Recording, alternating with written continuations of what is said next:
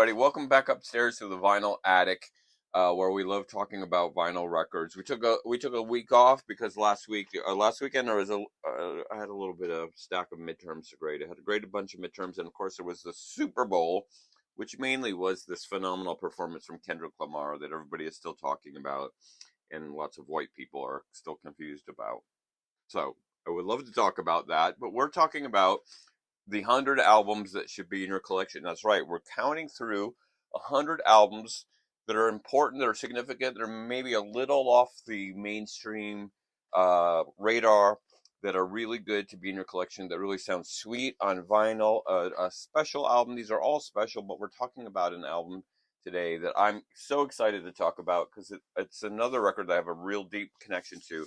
Electric Light Orchestra's 1976 album, A New World Record, with Telephone Line and Tightrope and Living Thing and a lot of songs that you probably know. I want to talk about this record because it inspired something else that I would like to talk about. There's always a little backstory on each of these records. So this is their sixth album. The first ELO album comes out in 1971 and is sort of a continuation of Jeff Lynne and Roy Wood's band The Move, and the first three albums are really what some folks might label as prog rock. There's a debate whether they're prog rock or not, but they're heavily invested in this idea that you can mix rock music and classical music, and there's some brilliant moments in it, in those first three albums. I think ELO 2 is a mess.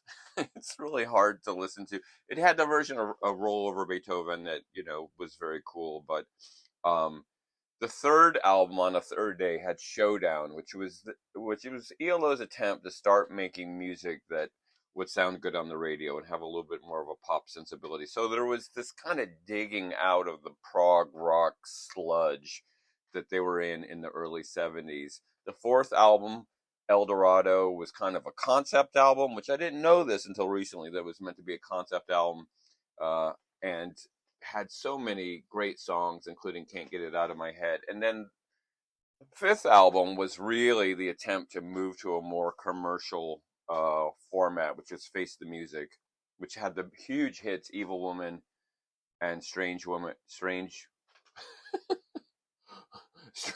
Magic. Not Evil Woman. She was strange, but Strange Magic was separate from Evil Woman. I'm sorry. But as a kid, those were on the radio all the time, and they sounded so good late at night. So while they were kind of moving towards a more mainstream audience, they got an opening tour gig for Deep Purple, and Deep Purple took them under their wing, and this weird mix. I mean, it's so weird to think about now of ELO and Deep Purple together, but the band Deep Purple had a studio in Munich, Germany that they really loved, and so they kind of turned ELO onto this more commercial-friendly studio in Munich, which is where they recorded Face the Music, and then became sort of the home base for the sixth album, A New World Record. And one of the things that happened on the Face the Music album is bass player Kelly Grocott came on board, who was also a vocalist and kind of a more melodic member of the band than Roy Wood had been, and really sort of added some of this extra radio-friendly vibe.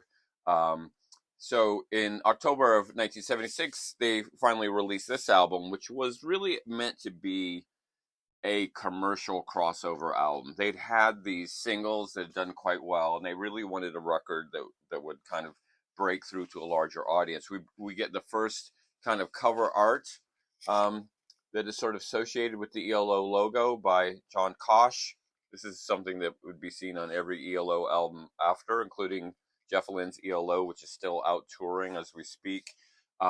And they brought in a female soprano vocalist, a sort of opera singer named Mary Thomas, to sing on two tracks, Rock Aria and Above Shangri-La. That's the other song. So there was this attempt to kind of stay true to the notion of classical roots, but also expand to something that was more FM radio friendly for the mid 1970s. one of the people who fell in love with this album was George Harrison, who later would work with Jeff Lynne in the Traveling Wilburys. They became friends.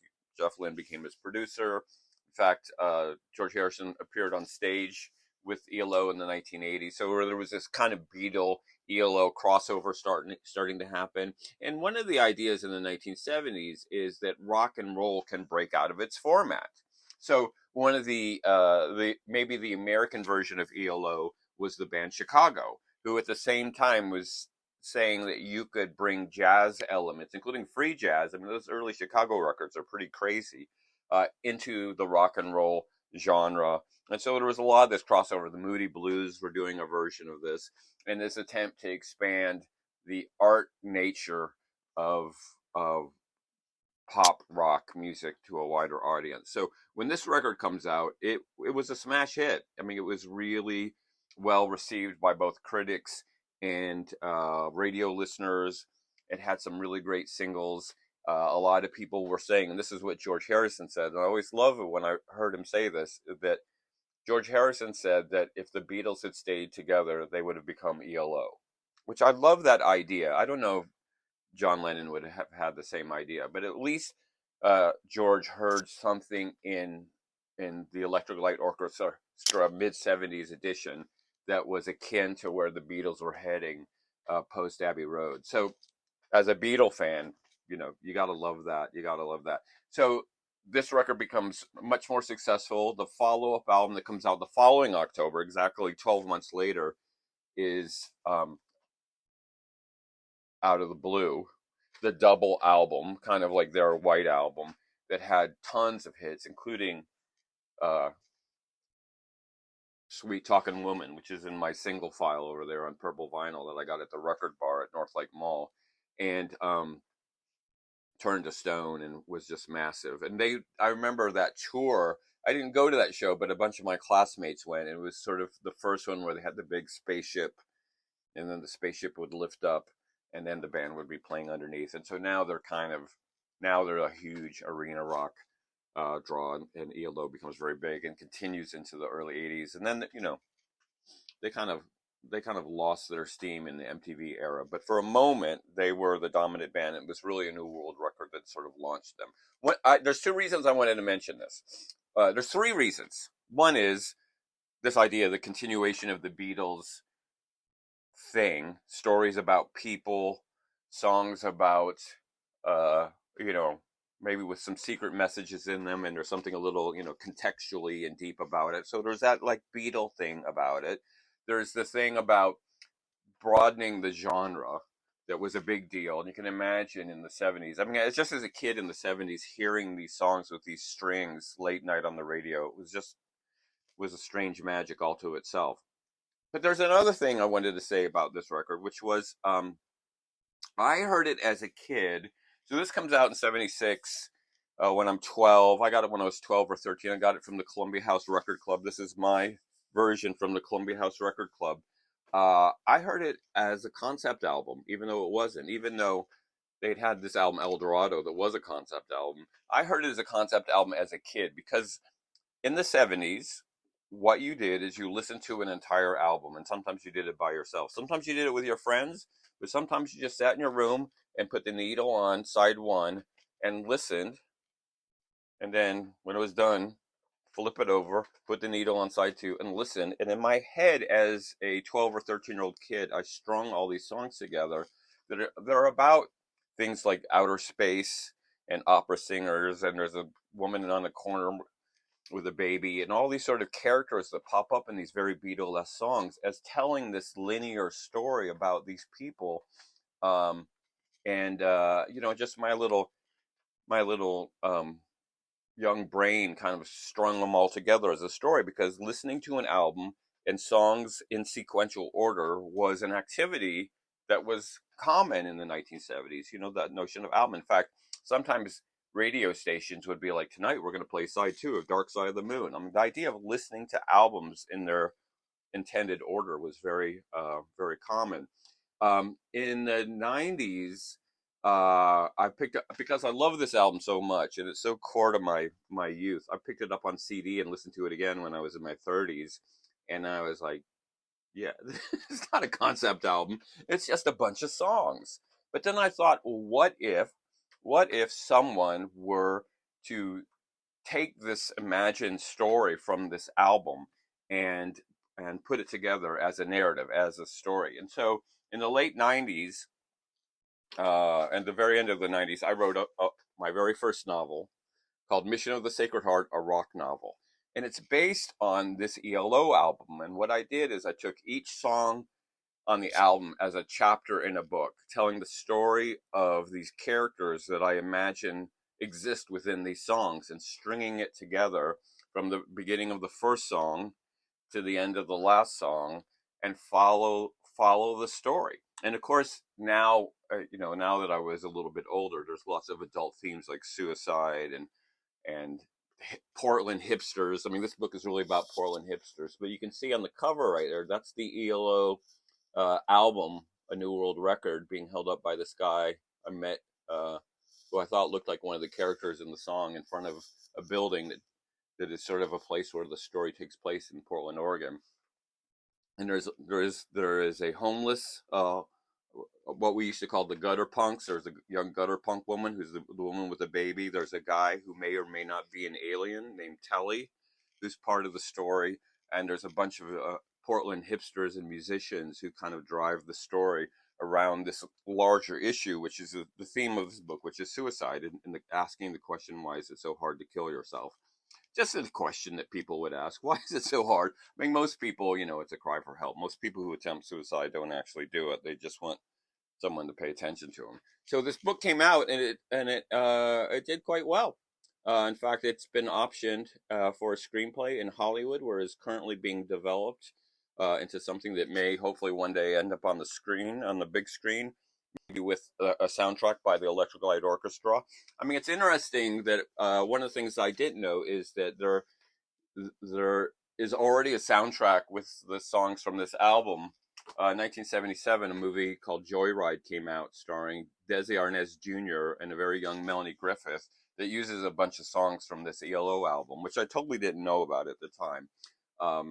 But there is a story to be told, and so what I tried to do is take this album that I listened to over and over and over again as a kid, and turn it into a story. So you can find this. You can just go to Amazon. There's lots of secret messages for ELO fans in this book. There's lots of little references, people maybe named after people in the band, references the song lyrics and albums. And I mean, ELO fans love secret messages, so there's all kinds of secret messages in this book, which I'm very proud of. One of the cool things is I was trying to create sort of a separate genre. So this idea of taking an album and turning it into a novel I thought was unique. In fact, if you see the subtitle, it's a rock novel. Like a rock opera, we're going to have a rock novel. In fact, there has become this genre called musical fiction, where people take music that's already out there and turn it into fictional narratives. And apparently I'm not alone, because there's two other novels based on ELO albums. I'm going to put them up on the screen here. They're both really great books, really fun, and it's so much fun to think there's this little family of us that have taken ELO albums that we love and turn them into something that you can read.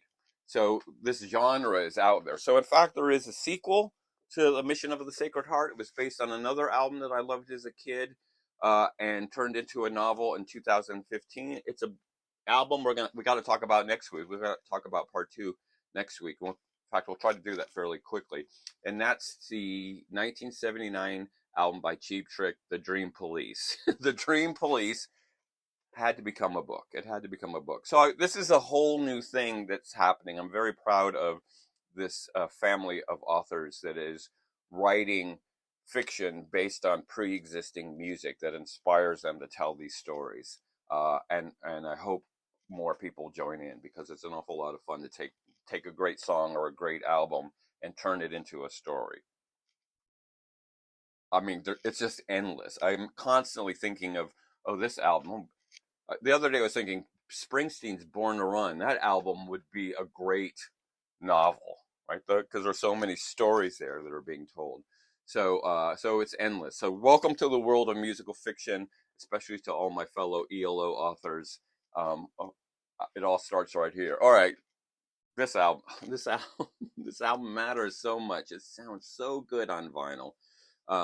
Please pick it up on vinyl. Have it in your collection. ELO matters. Jeff Lynne is still doing it. He matters, and of course, you matter. So we got a lot to talk about. Let's do it.